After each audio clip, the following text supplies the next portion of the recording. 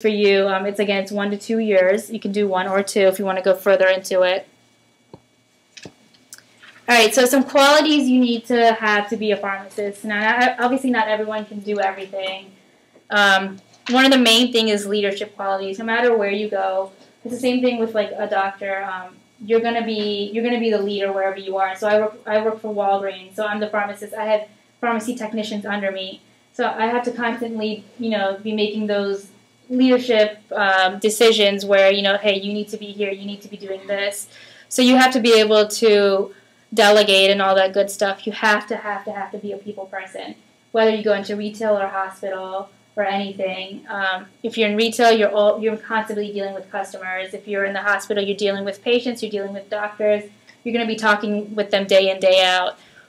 And you have to have a lot of tolerance and patience. You have to realize with these type of fields, these people are sick. They're on their lowest point, and they're gonna yell at you for the dumbest things, and you just have to learn to take it and be patient with them. They're gonna throw so much at you. You just have to sort of take it all in.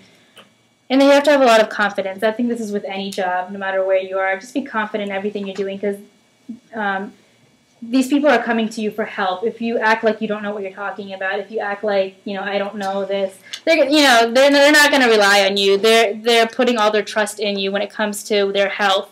So try to be confident. Also being proactive, like I was saying, go out, look for jobs, look for, shadowing, internships, those things to do, and be open-minded. There's so many fields out there. You have to be open-minded with the types of patients you see. When I was in Philadelphia, I worked for Walgreens over there too, but I worked for a HIV/AIDS specialty clinic. And the customer base we had was very different. And one of the main things that they kind of were looking for in someone that worked there was an open-minded, because you're going to see a lot of interesting characters. So just kind of keep an open mind with the people you're dealing with. Then a lot of these qualities you build over time. When I was in pharmacy school, they make you practice this so much. You have classes to practice this. If you think you can't talk to people, trust me, they will make you talk to people. They'll make you build those qualities. So the future of pharmacy, there's so many different fields out there. I know I didn't even know these fields. I thought it was just either CVS, Rite Aid, Walgreens, or a hospital, but there's so much out there. So it's just a matter of finding what you want to do. There's the clinical, there's the research, there's retail, there's industry. There's so much. I can't even begin to tell you. You just have to that's what rotations is for, trying to figure out what you want. And then you'll eventually find your niche. It is, like I was saying, it's a really competitive field, especially nowadays. Before I even started, they had such a big need for it, but now it's become such a popular field that there's a lot of people graduating, especially if you want to stay within this area. Unfortunately, with like the tri-state, Pennsylvania, New Jersey, Maryland, Virginia, it's really saturated with pharmacists, because we have so many pharmacy schools around here. If you want to move out to the Midwest, in the middle of nowhere, they really need them there. So keep that in mind. It's competitive. That's why you have to stand out. But once you get that job, it's a stable job, because they'll always need pharmacists, so it'll still be there. Anyone have any questions? Yes. Okay. So when you said maintain at least a 3.5 GPA, okay. So what if, for example, you took engineering, okay, but you're still on the pre-pharm track? Like Dr. Asma was saying, he said if you do that and you got a 3.1, they still accept you in medical school.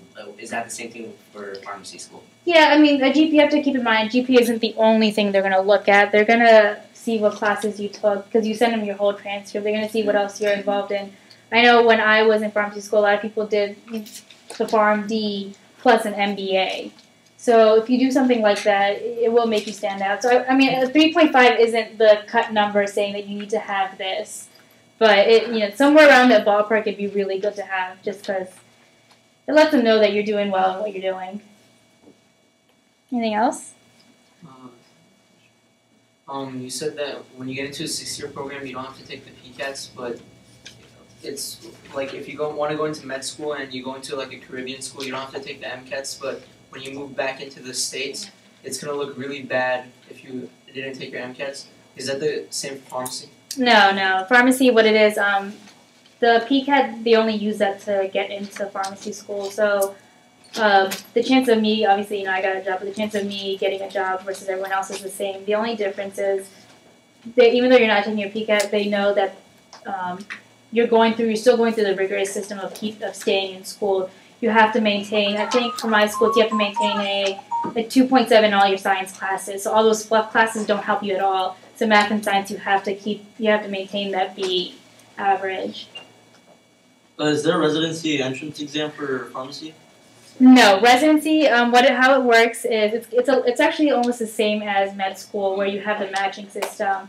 You go around looking for whatever program you want. You know, you apply to it. You apply to those before you even graduate. So during your rotations part, after you graduate pharmacy school, you take something called a NAPLEX. I don't know if med students have this or not, but for pharmacy, you have to take. It's like your board. So you have to take your NAPLEX, and you can't start working as a pharmacist. You can't get your full license. Well, yeah, it's your licensure exam, I should say. You can't get your license until you take this NAPLEX.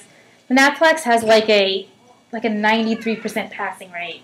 It's honestly the easiest test you'll take after pharmacy school. So it's not something you need to worry about, and you just have to study. I studied like 2 weeks for it, and I passed. You have to get a 75 or higher to pass. It's either pass or fail. They don't look at no matter where you get a job, they'll never look at your scores. Whereas I think in med school they look at your scores. Whereas pharmacy school, it's either you pass or you didn't pass. That's all they care about. Whichever.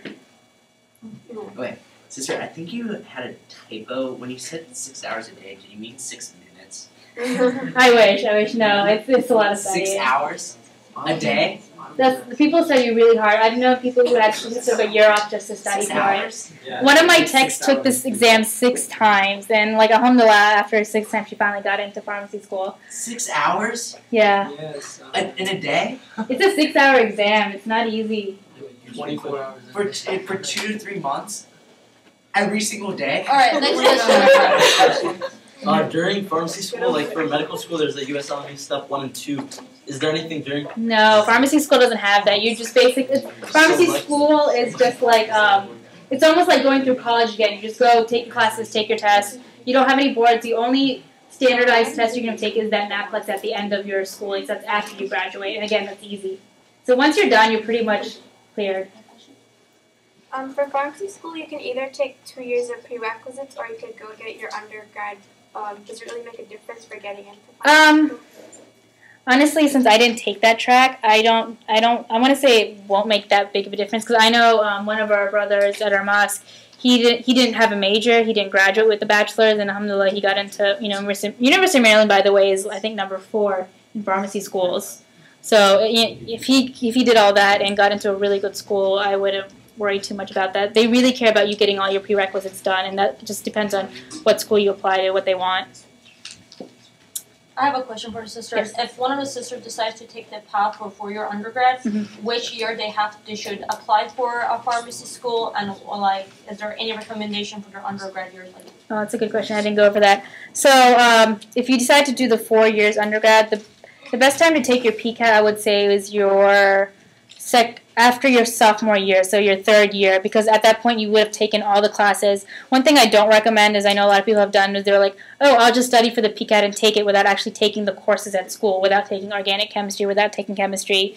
That's not going to get you anywhere. So take it your junior year, so your 3rd year, because then you would have had taken all your classes and you'll have a better understanding of everything that's going to be on the test. And then after you take your PCAT, that's when you start applying for pharmacy school as well. And then 4th year is basically, or you could even apply 4th year too. It just depends on where you are with what you need.